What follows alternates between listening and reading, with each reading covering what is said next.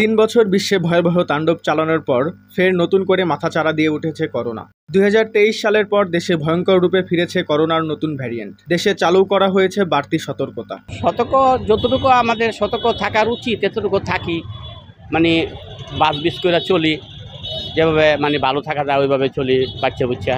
বিশেষজ্ঞরা বলছেন, সংক্রমণ হার বেশি হলেও পরিস্থিতি মহামারীতে রূপ নেওয়ার শঙ্কা নেই। তবে সংক্রমণ ঠেকাতে এখনই প্রয়োজনীয় ব্যবস্থা নিতে হবে সরকারকে। এবার আমরা জুনের মাঝামাঝি থেকে দেখছি যে একই সাথে ডেঙ্গু এবং করোনার সংখ্যাটা বৃদ্ধি পাচ্ছে। এই মাসেও কিন্তু সংখ্যাটা ঊর্ধ্বমুখী। আমাদের হসপিটালে যদি অ্যাডমিশনের কথা বলি, গত মাসে আমাদের ভর্তি ছিল 54 পেশেন্ট, কিন্তু এখন কিন্তু 7 দিনে আমাদের লাস্ট 7 ডেজে 35 পেশেন্ট ভর্তি হয়েছে। অতএব বলা যায় যে কোভিড নিয়েও আমাদের যথেষ্ট কনসার্ন হওয়ার প্রয়োজন রয়েছে। এদিকে দিন যতই বাড়ছে ততই চোখ রাঙাচ্ছে করোনা।